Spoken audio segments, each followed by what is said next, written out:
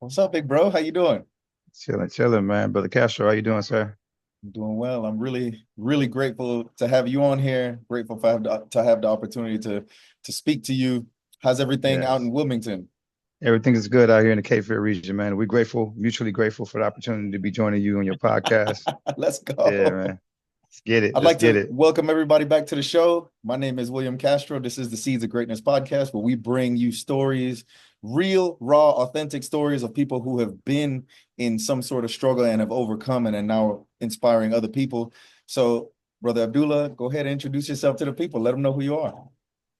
Yeah, so my name is Abdul Hafeedh bin Abdullah. It's my full name. I'm originally from San Bernardino, California, which is, the southern regions of the West Coast, California.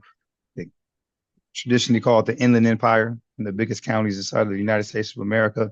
And I like to refer to it as the urban desert, right? We Mm, like about 40 minutes away. Back in the days, it was about 30 minutes, hit that I-5 real quick, you get down there really good. 25, 30 minutes now. It's about 45 to 50 minutes, maybe an hour mm, with traffic.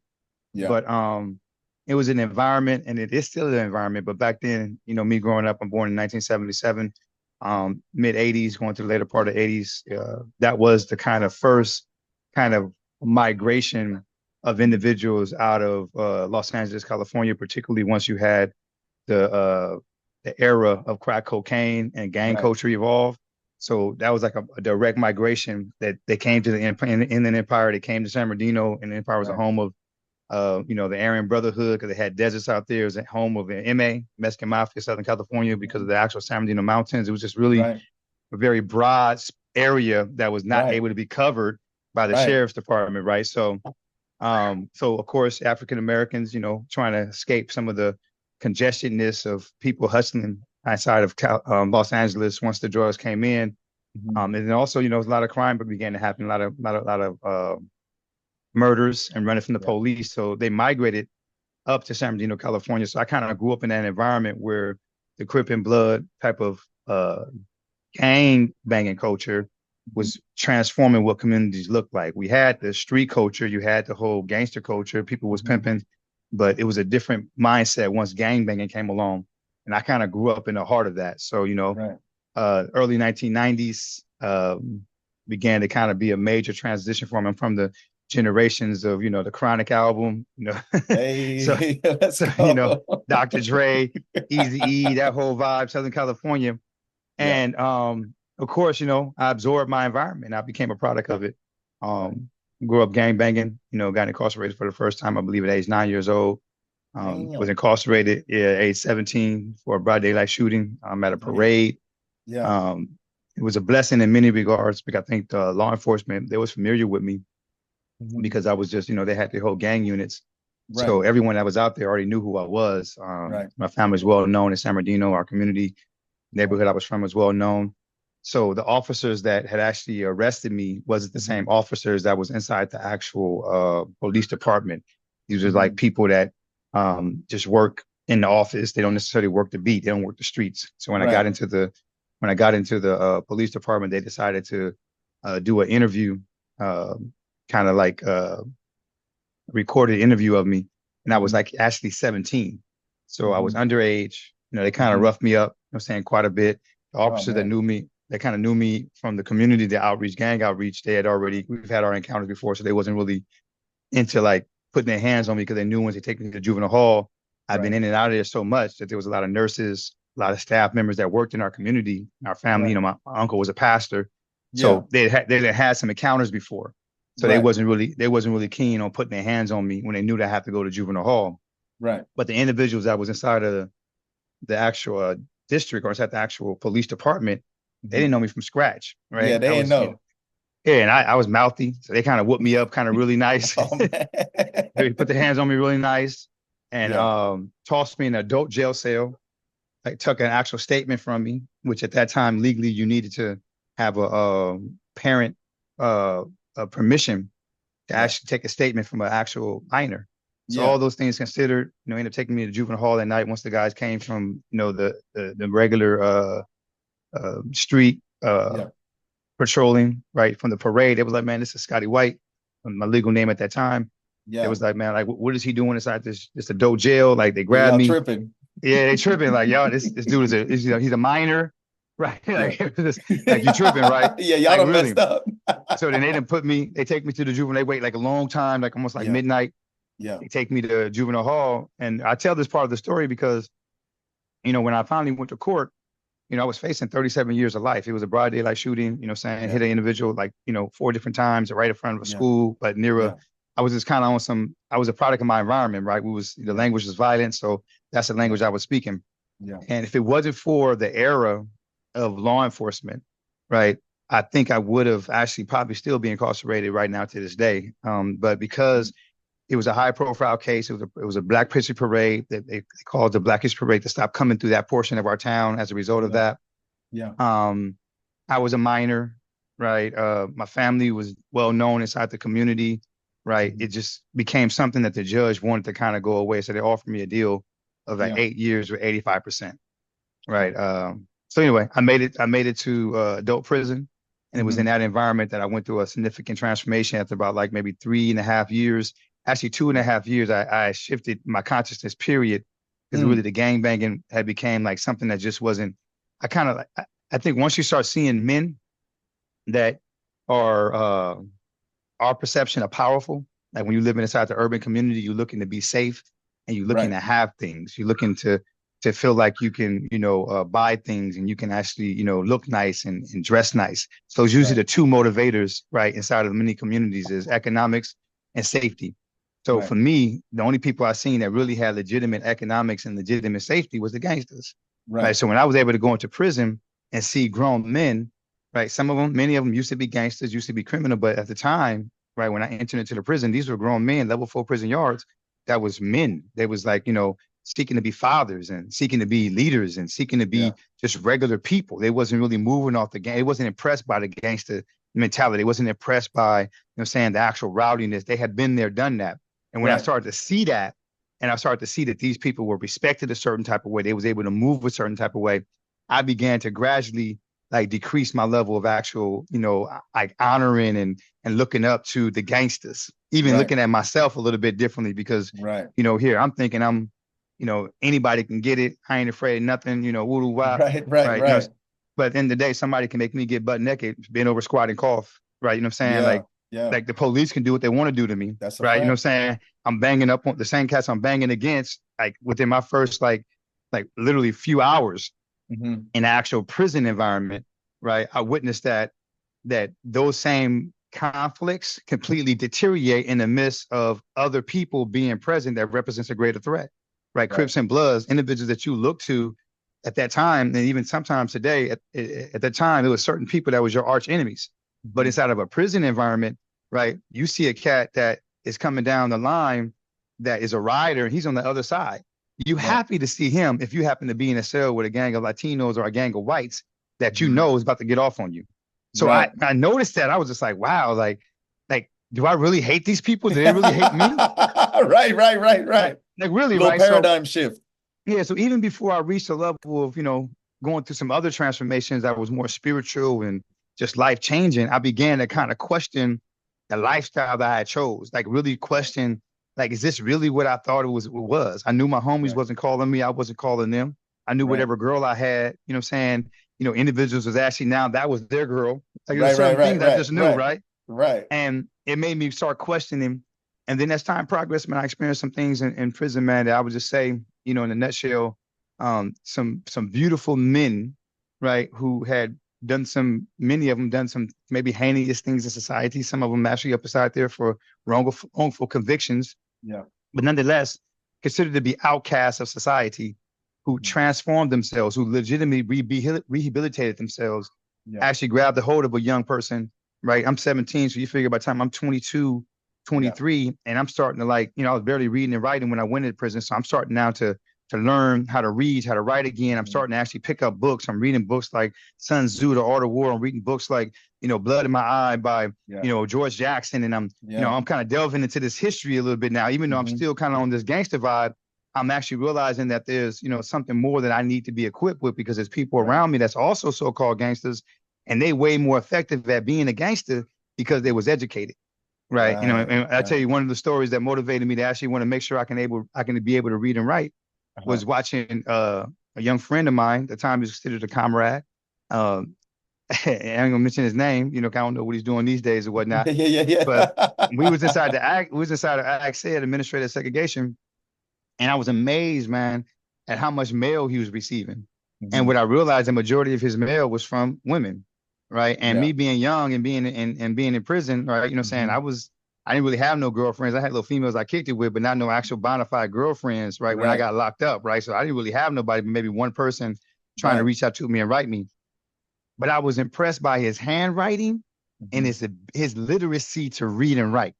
Yeah. I was just like really like Pen looking game at him on like, 10. yeah, bro. And he was getting mail and he was like, you know, reading it, telling me about the girl and telling me about Yeah. this. And, you Yeah. know, some of the girls he ain't never really been physically with. He just met them Yeah. through one of his Yeah. homies. And his Yeah. writing game, his pen game Yeah. Keep them was coming so back. you feel me, was so immaculate that and that made me think like, wow, I need to figure out this writing piece.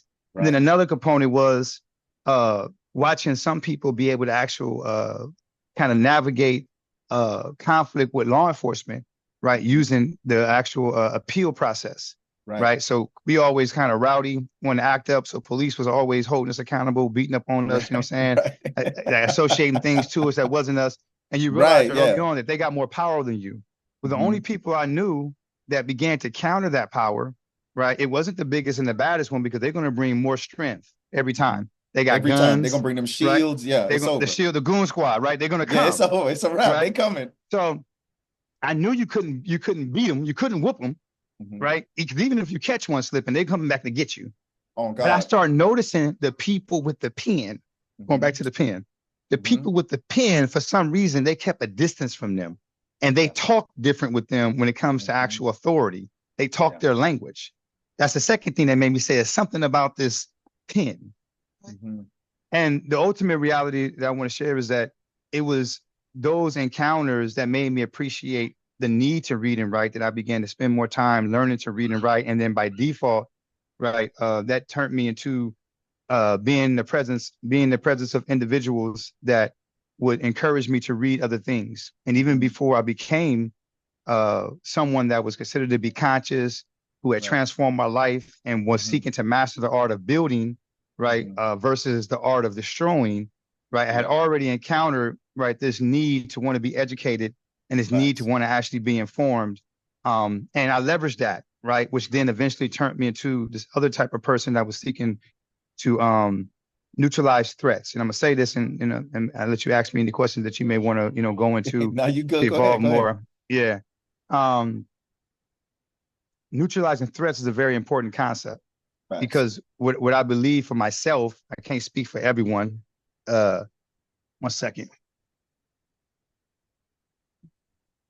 What I believe for myself, but again, I can't speak for everyone, is that one of the major motivating factors for the lifestyle that I did choose, Yeah. right, came from my desire to neutralize and not be vulnerable to the actual very environment I was in. Like I didn't want to be like somebody's victim, right? Right.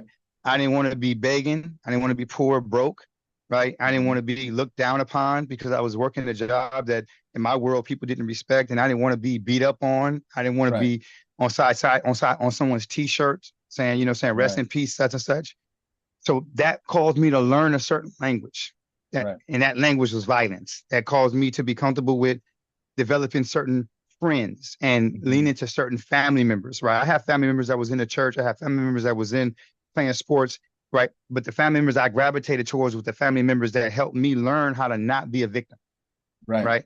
So I say that to say that later, when I did start reading and writing, and I started learning, right, or not learning, but I was exposed to a more broad, right, spectrum of threats, Mhm. right?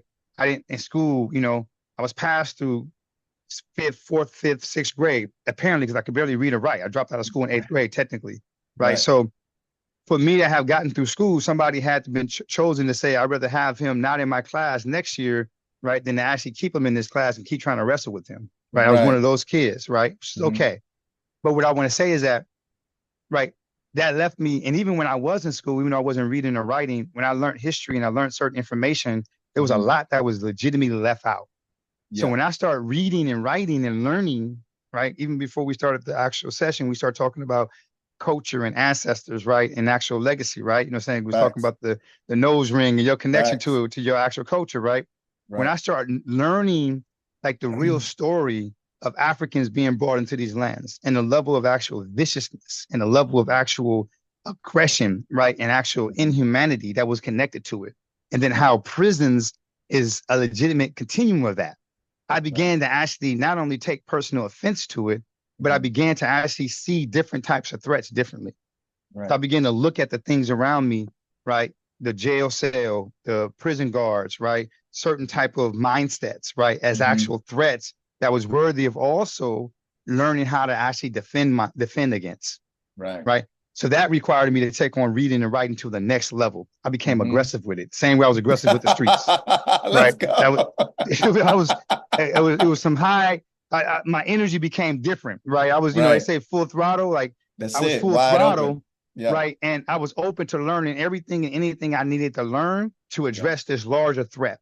And it went from stages and degrees. I went from some deep hate, because when you learn the history, you begin to say, man, these fools did what to us? Right. So everything that you see of that color, everything I seen white, I was a legitimate racist, a bona fide. I'm talking about to the core. Right. It was not shy about it. Right. And then I seen the weakness in that. Right. I seen how that was an inhibition, how that was a chain, how that was a form of slavery. Right. In of itself. So then I evolved beyond that and began to look at, you know, saying different levels of actually how do I liberate myself internally before I start talking about liberating anything or anyone, right? And that took me to a deep dive into history, then a deep dive into spirituality, and then, you know, reality is I finally made it home, and I only spent 8 years in prison. About 4 years in, I had made a complete shift, and I was dedicated to building in a short amount of time. Yeah, you know, dedicated, and it was a rapid process. The beautiful thing was I was a kid and I got tossed into actual 180 level 4 prison yards. So I actually got exposed to the highest profile, you know, prisoners inside of California Department of Corrections.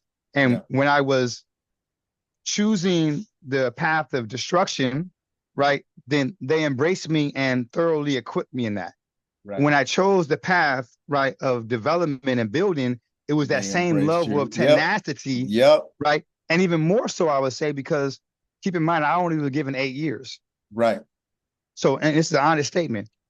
And to the point where people used to tell me, and I used to believe them, like with everything in my being, because they were speaking with everything they said, bro, you're going home. Like I got daughters and I got kids out there, man. I can't do nothing for them, man. Right? And you're going home. Even if you don't never meet my child, anything you can do to make our communities better is going to benefit me. They got me tied down, right? So they was investing. I literally, in a lot bear witness, man, I was literally being moved from like a cell here for 6 months, 3 months here. Individuals spending time with me, like, you need to get this before you go home. They start calling me, my name was Shauku. I went from Little Scotty G, you know what I'm saying, or G too much, to like, you know what I'm saying, Shauku Uhuru Limaji. It was a very specific, you know what I'm saying, name that I had chose, an individual that chose for me besides that. And I was being conditioned and prepared to come home, and try to mobilize in the community. And eventually, you know, I got blessed, man. I finally, you know what I'm saying, made it home. Before I made it home, I was really stabilized through a spiritual path. I'm Muslim, according to my ancient, not according to my actual righteous ancestors that came to these lands as a Muslim. So that's where I found a home map. And I seen that as a lens to embrace all humans and to actually unify that which had been divided, you know what I'm saying, from all the scriptures of the prophets. And I felt like I was prepared. And then when I came home, you know, life happened. Always. I went back to San Bernardino, California. The streets are still the same.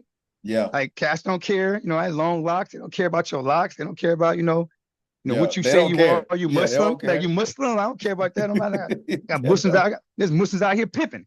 Right. So who you say you are and what you are don't mean anything to me. Right. So I'm like, okay. So immediately within the first few, you know, months, you know what I'm saying, the homies immediately kind of seen that, okay, I wasn't on the same time. Even if I was on the same time coming home, I wasn't on the same time. I wasn't the same guy. So even if they was to convince me to come back, they seen, and God bless them, man, they seen that something was different in him. So they literally began to support me on some type just love, like, bro, like how can we, That's what's support up. what you own, right? Yeah. And it so happened at that same time, my neighborhood that I used to be a part of was actually catching some major, major, major losses, man, from another rivalry gang. Yeah. So it was funerals, it was shootings, Yeah. I eventually, was in a position to where I really couldn't take a regular job coming home because, as time progressed, people begin to know like such and such is home, right? Such and such is home. Mhm. And then if they see you, they know you, in that, 2003, that type of time frame, similar to my time frame, they didn't care if you was active or not. If Oh, someone yeah, they loves you that's coming. active in these streets, because they can hurt somebody's feeling. At this point, it's about hurting feelings, not about really retaliation. I don't care if you did anything to Right. me. I'm gonna hurt somebody by hurting you or Facts. whatnot. So I really couldn't take a regular job. And I ended up working inside of like a little beauty salon, bro, literally washing hairs, right? You know what I'm saying? Like washing just to be off the radar. Like seriously. That's what's up. I was trying to like do community college, couldn't do that. Individuals, Yeah. kind of one day stumbled upon me up there. I don't think Yeah. they really knew who I was, but I think at Yeah. some point somebody had told, I was probably the only one in San Bernardino at that time, unless she was a deep, deep Rasta that was wearing locks. It was no street cats wearing locks. I came home Right. wearing locks and I wasn't part of San Bernardino culture. It Right. probably is now. I don't know. Right. So word got to me that I really couldn't be there anymore. I wasn't really listening. Just what happened on one of the days when some individuals kind of pulled by, my loved one, my family member, my actual biological cousin happened to actually be there that day. And he literally pointed the individuals out as they was rolling through. And it was no doubt to me that they was up and no good.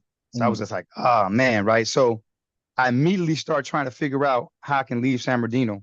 And by the blessings of the Most High, I had met a writer who, when I was incarcerated, from an organization called the Inside Circle Foundation. They had men coming in on the inside, helping people go through this type of heart transformation. You know what I'm saying? Like tapping into your emotions, tapping into your trauma. We used to have these men circle. So this dude from the outside, they connected him, gentleman by the name of Mike Welch, salute to him and his family. He had been checking in on me, trying to find out what was going on. He was like, Shauku, what's happening? Like, what you doing? I'm like, man, this is what's going on. This is what's going on. He talked to his wife. She was literally getting ready to actually give birth to a child. She was a professor at the University of Oregon. She went down to one of her students. She was telling her students, she was a professor in sociology. She was telling one of her students that she knew somebody, was brilliant according to their language, that did some time, he's in a situation, she's trying to find a way, her husband's trying to find a way to get him out of his environment, because they're talking about these issues in sociology. They're talking about these issues. So when she gives her narrative, one of her, Paul Solomon, I'll mention his name, one of her students, right, was working for a reentry program called, what was the program called? I ended up working there too. I don't know if I'm forgetting the name of the organization, but Paul Solomon, shouts out to him. So anyway, he reached out to his director, who knew a dude that, had left Riverside, California as a parole officer. He came out to, Eugene, Oregon to retire, but he was still doing parole, taking parole cases. They reached out to him, showed him some of my old letters. Mike came down, talked to him. Mia Twan, like she was on something like, listen, like I'm willing to bring him into our home, until we get himself situated. He was so impressed, right, by the level of support. He said, okay, man, I'll take him on as a caseload if California let him come. Keep in mind, I tell the story because I want to just make the connection around Allah subhanahu wa ta'ala's miracles, right? In order to get an interstate compact transfer, right, you have to have a mother, father, sister, brother, especially from California, if you're going to Oregon or something like that. Well, these individuals, including the actual parole officer, who was only on a part-time basis with the actual parole and probations inside of Eugene, Oregon, actually came together and said, okay, boom, like, we'll take, Mr. White, that's what he knew me as, if California will accept them. Well, my probation officer, my parole officer, how they arrange things inside San Bernardino is that because of how the gang kind of culture is, individuals were catching people slipping, leaving from their parole officer. When you come home, you got to go to parole. You got to go see your parole officer.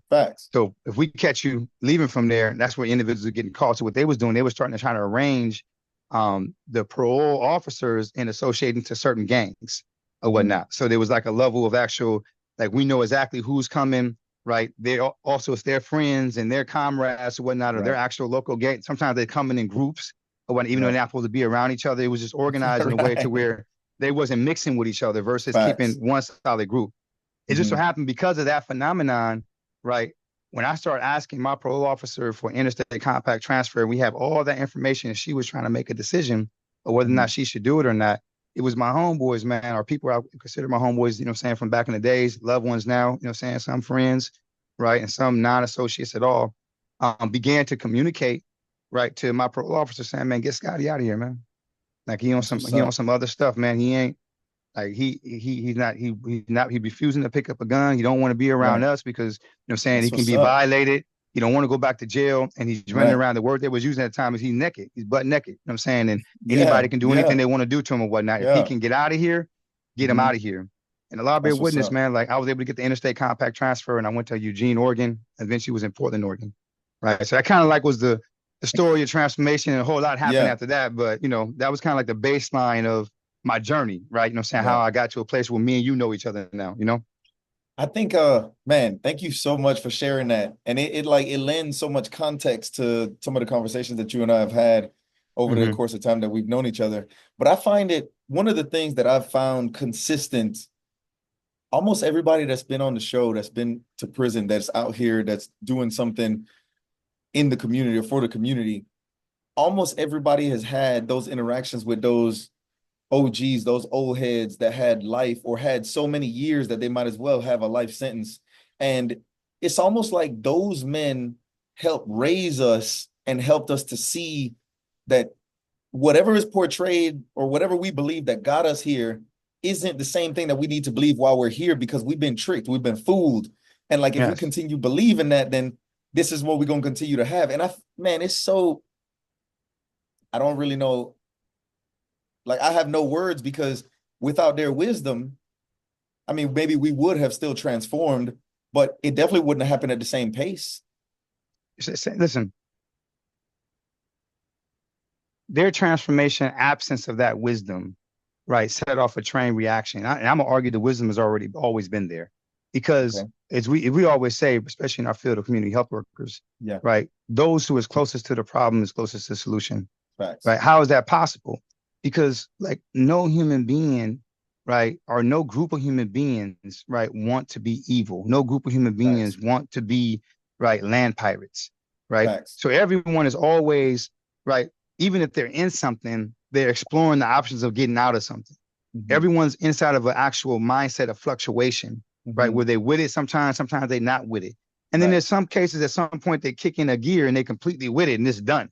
And they don't get a chance to learn their lesson. And then there's sometimes that gear kicks into where they completely done with it. I'm not participating at all.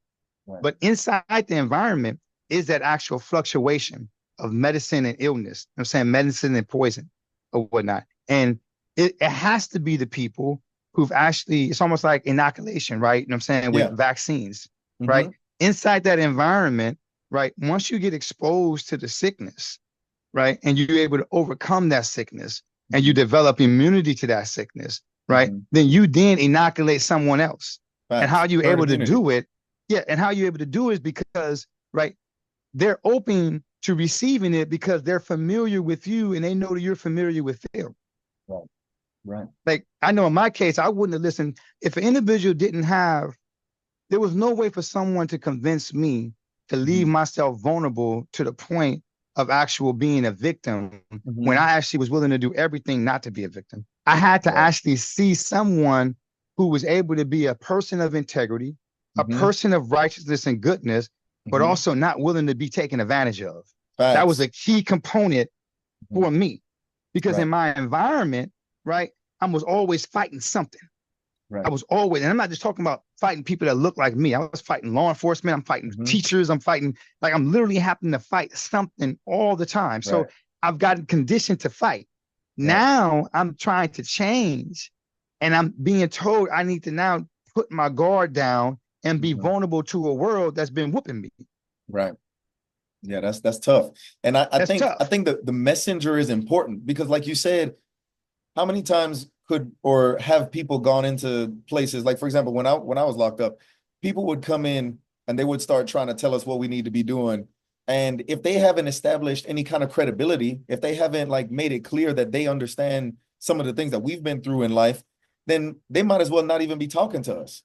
You know what I mean? So Yeah, like the message is important, but the messenger is always important. And I like to tie it back to what you said about community health workers, because we are trusted members of a community. And yes, sir. without that community trust, like we're not effective at all. And Com- Community trust and familiarity with the actual path of what we're trying to facts, help somebody come out of. facts. And that's a perfect segue because I so I know that you are a huge pioneer in the field of community health work, particularly in the violence prevention.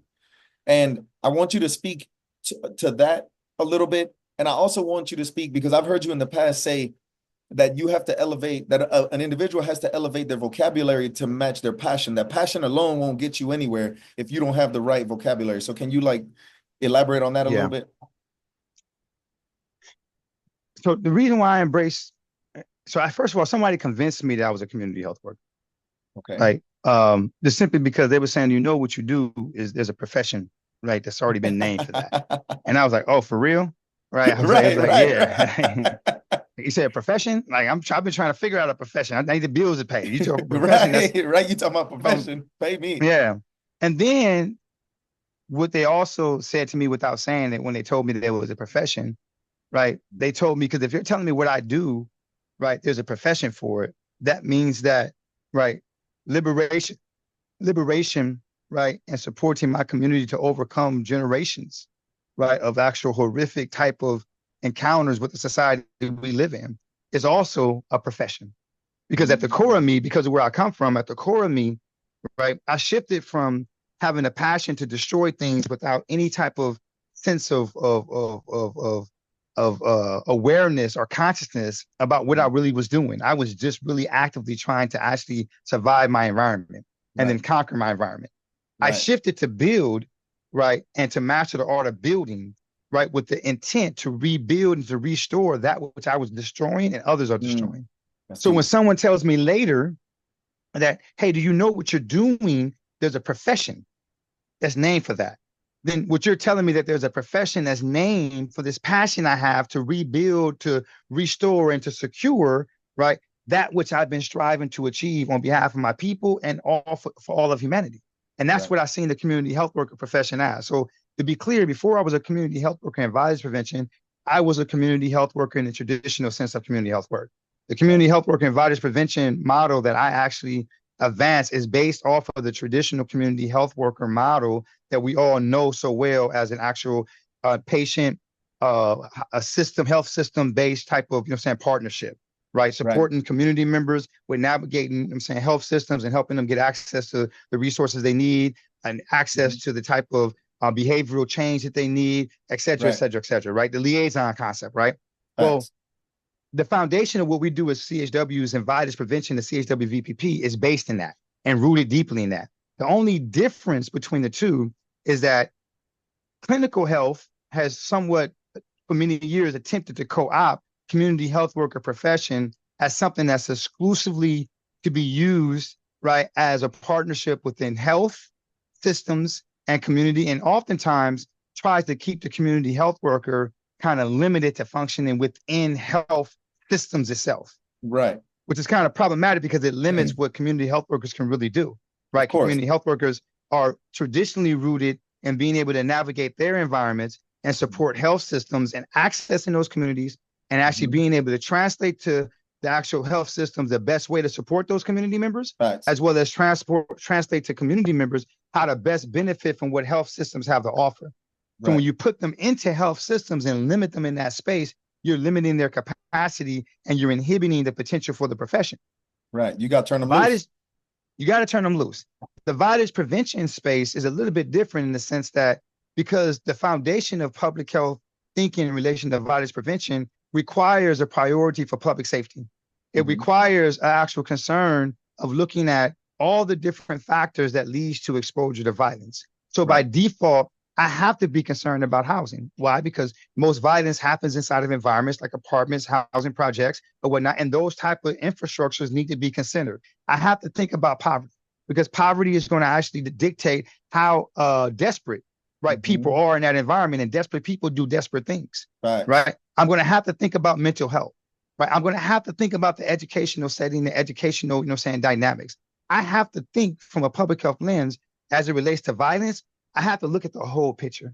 So by Facts. default, as a community health worker, that places me in the center of the community. And in the same way that I interact with health systems, I interact with public safety systems. I interact with the public education system. I interact with the housing right authority and the other housing sector. I have to interact with all the moving pieces as best as I can, but from a community-based lens. I'm a negotiator and I'm an engineer of community development, right? Human development amongst the community, right? Yeah. So, and the profession is at the same time there to support and is intricately a part of the existing community health worker profession. It's not separate from, right? It just has a different type of liberty, right, to navigate. Right. Because this happened, the people that kind of began to talk about community health workers and violence prevention, what happened to be one of them, chose to make sure that it wasn't limited, right, to just an interaction with public health institutions or actual clinical institutions. Other than that, man, the community health worker violence prevention piece, bro, is really about like helping to support communities to understand how to see how violence happens, to see how violence happens inside the community, right? To understand its symptoms and its causes, and then to work together as a community or to help the community better understand how to come up and engineer solutions to exposure to violence, right? You know, and again, like I say, to me, it connects back to what I'm from that, unfortunately, and fortunately. Yeah. Right. Yeah. It's just beautiful to me that especially the CHW VPPs, the hardest times of our lives equip us to be able to assist people and walk them through some of the hardest times of their lives and do our best to combat toxic stress, which we know is the enemy, which reduces somebody's not only quality of life, but like the length of their life. And it's everywhere. Like all of the different factors that you talked about contribute to toxic stress. So I like to summarize toxic stress as the enemy, if you will, if there was an enemy. And maybe I shouldn't do that, but no, I think it's okay. I rather identify inanimate object as an enemy than something else, right? That's a fact. So I like it. I like it. Okay. So and I was fortunate enough, like you and I met when I went through your curriculum, and I love one of the things that I want to highlight and shout out all of the things that Chasm is doing, and later on in the show, I want you to let everybody know where they can find information on Chasm, how they can connect, and what. Matter of fact, we could do that right now. Let everybody know how they can connect with Chasm and what you guys got going on. So there's a couple of things going on. So the foundational organization that advances community health workers and violence prevention is an organization called CPRV Strategy. You can locate information about CPRV Strategy at cprvstrategy.com. That has all the connecting pieces. It has Chasm, community healing through activism and strategic mobilization, which is in partnership with Ramana Rabbani, hopefully soon to be Dr. Ramana Rabbani. Let's go. Who's supporting the scaling, who's significant in supporting the scaling of the CPRV model right across the country. She has a background in implementation science, evaluation, and policy. So she's very instrumental in being able to support us to be able to take that from city to city, and from county to county and state to state. So again, as you notice, we're in Buncombe County. It was Chasm, who was the organization that was able to implement there because of my partnership with her. But then you also have CPRV being implemented inside the actual Cape Fear region, which is really the foundation and origin.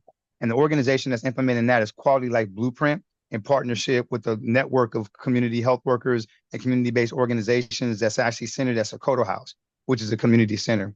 So again, you can learn more about Chasm at chasmnetwork.org, Chasm, CHASM network, NETWORK.org. And again, that's the more larger scale organization that seeks to scale the model, or they contributes and support the scaling of the model.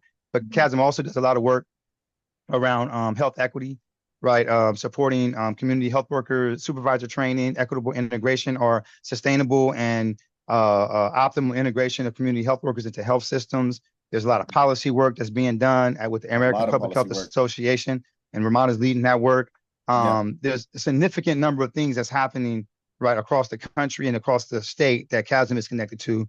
But then you also have the Quality Life Blueprint component of CPRV implementation that is connected to Healthy Opportunities Pilot, right? So it's scaling, you know, $650 million investment in non-clinical social determinants of health by Medicaid that's being implemented in North Carolina. So we are an actual human service organization, and we're implementing, right, the CPRV model, or we're utilizing the HOP model within the CPRV model in the Cape Fear region, hoping to be able to leverage some form of sustainable funding for the actual CPRV model.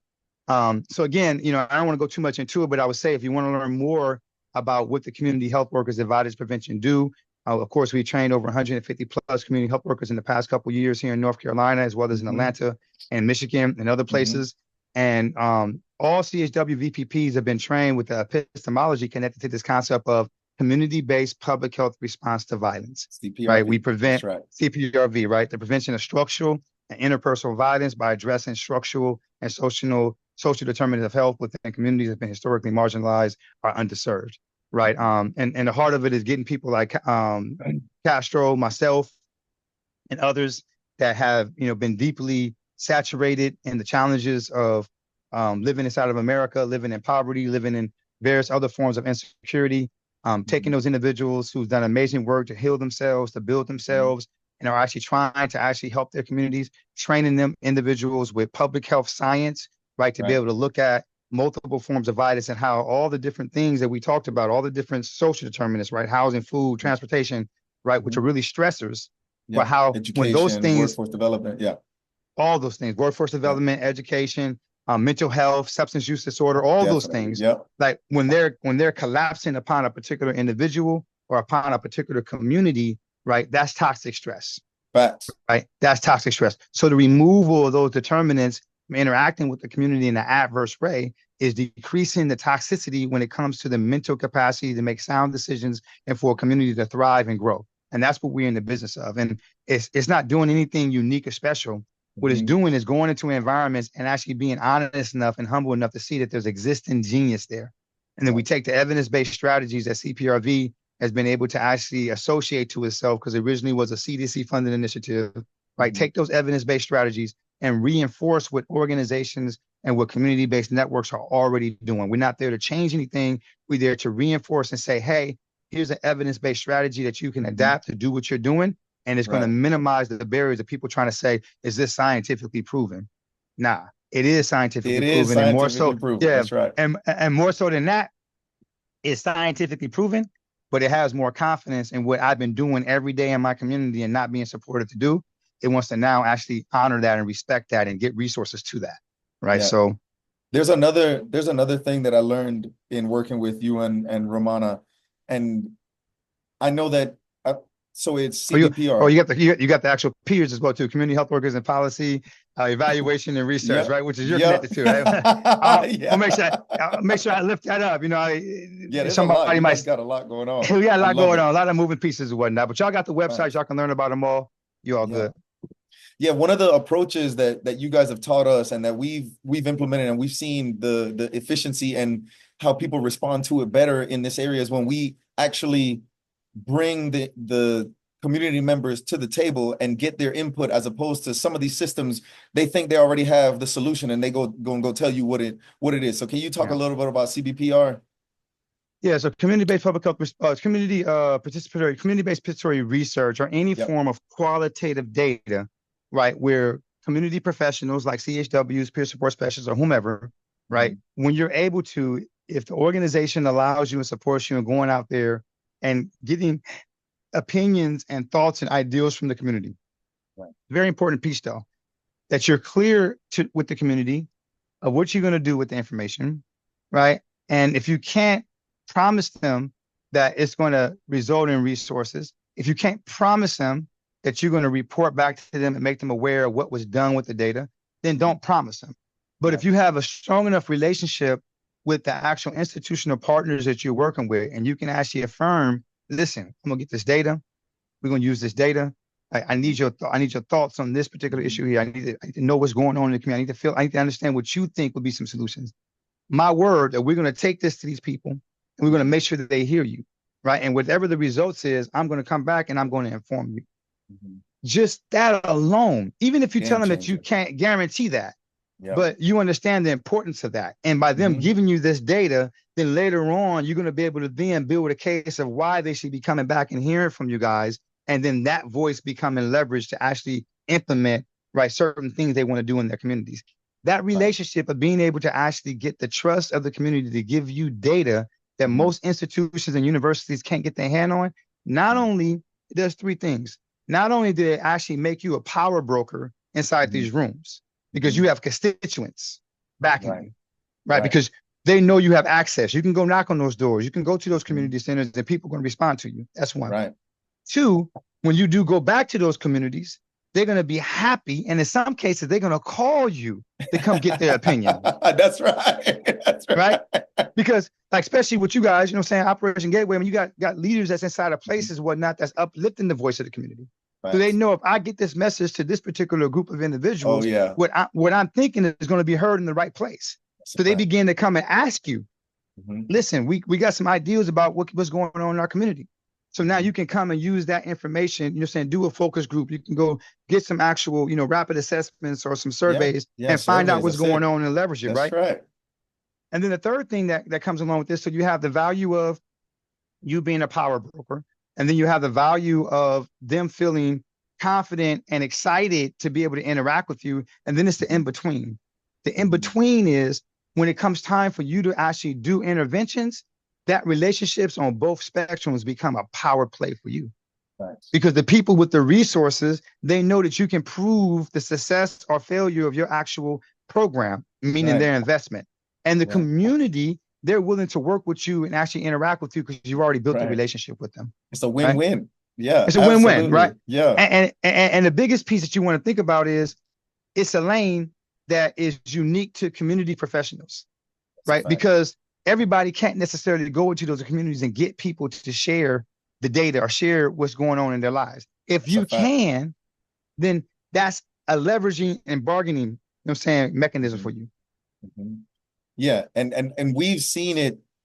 We've seen the efficiency. We've seen how it works. And we've seen how it kind of builds a referral system naturally, where we're getting to the root of the problem without having to go out of our way and waste time. So, man, there's so much more. We're gonna have to do this again. Like, there's so much we'll do it again. More. Yeah, there's so much more. I spent some time talking about my story, you know, saying coming into it or whatnot, and then we stepped into a little bit of it. It's a lot to talk about. There's a lot so of other much, things going there's on. So much to unpack. Now, this is the part of the show where I wanna give the people that are listening, whether they're behind the wall or in the free world, and they just kind of feel stuck, based on your experiences, based on your walk of life, some of the wisdom, if you can like summarize them or plant these seeds into the minds of the individuals that are listening to us, and give them some hope, or give them something to reinforce that even though they feel stuck, even though it might be cloudy and dark, it's not over.